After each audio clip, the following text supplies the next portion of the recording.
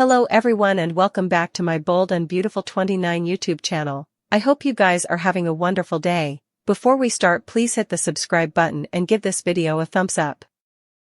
Forrester is close to recovering control of the company that his father erected, as his former stylish friend, Carter Walton, is starting to feel shamefaced about deceiving him.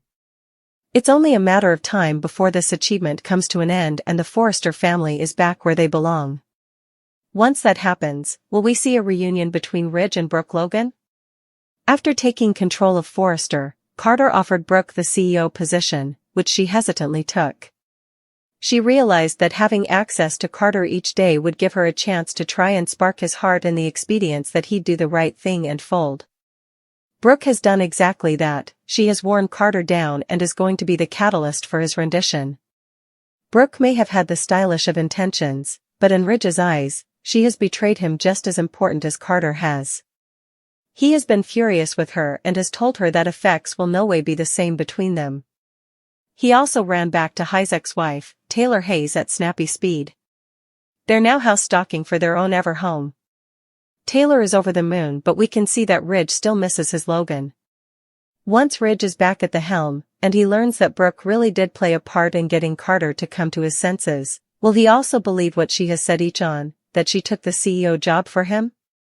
Ridge, Taylor, and Brooke are all sitting in a position that has been familiar for 30 times. Who'll he choose? Ridge has promised that this time will be different, this time he'll stay with her. He has chosen his family with Taylor and says that it's where he belongs. But every time he chooses Taylor, he ends up back in Brooke's bed. It wasn't too long ago that Ridge and Brooke were swearing that they were each other's ever person, that nothing could break them again. Will that prove to be true? Brooke has formally made it clear that they can get past his relaxation with Taylor if he comes home, so what do you suppose he'll do? Who'll Ridge choose this time? Effects are coming to a head this week at Forrester Creations. Ivy's new jewelry line launched last week, and despite it being an immediate projected success, Carter Walton's heart eventually caught up with him. Rather of defiantly justifying his takeover of the company, he understands that he tricked some of his closest musketeers into subscribing away their livelihood.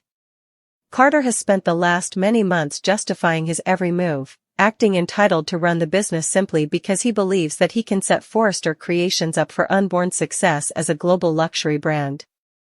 He was hurt when Ridge Forrester and Eric Forrester didn't want to set his ideas into stir, and he was furious over Steffi Forrester's treatment of the Logans, so he relatively literally stole the company. 2 little autographs on new LLC paperwork, and just like that, Ridge and Steffi gave Carter all the power he demanded to control the company. At first Carter and Hope Logan were united in running effects, believing that the sky is the limit, and also Carter started to feel shamefaced. Ridge was his stylish friend and Eric created Forrester Creations and grew it from nothing. They did treat him like family in all the ways that counted most, and this is how he repaid them. The collective cheerleading between Hope and Carter seems to have come to a whistling halt. He has suggested that Ivy's jewelry launch is a way for them to go out on top, and Hope lost her mind at the study of not continuing. Carter suggested that if they apologize and show Ridge the projected figures, perhaps it'll all be okay, and Hope can't believe that he's indeed considering bringing their run of power to an end. Hope has said that she wouldn't apologize and that she can't go back to the way that effects were ahead, and her passions are accessible. She has been treated horribly, especially by Steffi, 4 times. In numerous ways, she really doesn't owe Steffi anything, or indeed Ridge for that matter. At this point, you have to wonder, if Hope hadn't been in Carter's observance cheering him on, would he ever betray Ridge in the first place? After weeks of not going into the office, Ridge decided to pay Carter a visit, and his timing couldn't have been better. Carter was formerly deep in his passions and had just had a shindig with Hope over putting the company back in the hands of those who earn it the most, the Forresters. The question is how it'll be. Will Carter just walk down and deal himself out? Or will he negotiate with Ridge? Will his heart rising to the face make Ridge, Steffi, and Eric make him an offer to stick around? Carter Walton and Ridge Forrester clinch. Still, don't anticipate effects to be any more. Meanwhile, Hope Logan makes a move after an interruption. At the Forrester estate, Steffi Forrester announces the jewelry launch was a success. Still, Steffi still wants Forrester Creations back to their family. Daphne Rose is positive Carter will do the right thing as Taylor Hayes listens. Taylor must have a really dead practice to no way be at work or have effects to do. Zend Forrester Dominguez walks by and declares that Hope was the only one happy at the launch. Steffi admits the Logan women are good at getting men to do what they want. Zend likes stopgap but admits she can't read a room. Zend adds that the preemption seems to be importing on Brooke Logan as well. Taylor suggests that Brooke could prove it by pushing Hope to realize this is a mistake. Has Aunt Brooke tried that several times?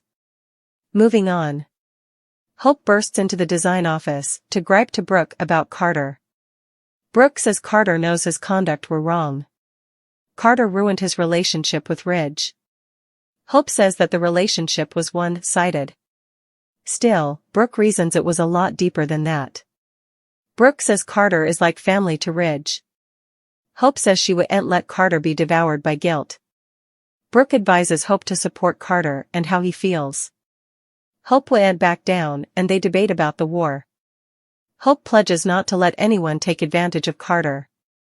Hope suddenly runs out the door. In the CEO office, Ridge reminds Carter about his treason. They dispute about all the effects that were done. Ridge mentions that Steffi made firing Hope particular because she was going after John Finnegan. Again, everyone set about formerly that Hope was staying for Carter, not Finn. Ridge sure has a picky memory. Ridge says the jewelry line was his idea.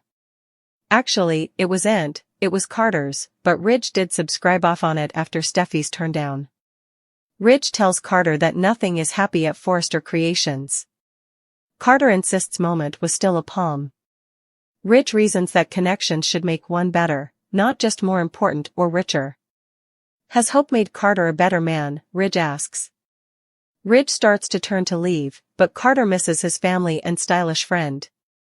Carter embraces Ridge as a frightened Hope walks in. Remy Price and Luna Nozawa to meet. Remy will also ask Deacon Sharp a big favor. Meanwhile, John Finnegan keeps chickening out of telling Steffi Forrester Finnegan the verity. Luna will still be on house arrest at Bill Spencer's manse. Luna is starting to realize that she turned on her own family for a fantasy. Luna is also starting to fade how important her sins affected the people she cares about. It really is a turning point for Luna. So, when Luna meets Remy during the week of February 17th, what will be the outgrowth? Could this be a test by Bill to determine if Luna is truly reformed or not? Remy's only commerce wouldn't be with Luna coming week, however. Another must-see moment features Remy going to Deacon for a special request. Remy wants his job back at Il Giardino. Of course, Cleric might originally say no. Still, Remy probably has a satisfying pitch all planned out. Cleric could lose a lot of business, however. Remy might indeed use the angle that Deacon got an alternate chance, why can't he get one too? Finn is determined to tell Steffi the verity. Still, Finn can't feel to gather enough courage to do it. Finn cravens out at least doubly in the forthcoming week. Between concession attempts, Penelope Poppy Nozawa is right there to press Finn to keep his mouth shut. By Friday, however, Finn decides enough is enough. While Finn is wise flopping on confessing, Steffi spends some time with Liam Spencer. Liam admits that his life hasn't gone the way that he allowed it would. Liam seems a bit lost in the daily exercise clip. Also, it's stated in the written spoilers that Steffi has a sweet gesture for Liam. So, chances are the nanosecond that Finn confesses the verity about Luna, Steffi runs straight to Liam. Suckers will also see Lee Finnegan make a sincere reason to Poppy. While Poppy is innocent of coverlet Jack Finnegan, she's shamefaced of commodity much worse. Poppy is an abuser and a bloodsucker. Just how far is Poppy willing to go to keep her secret safe?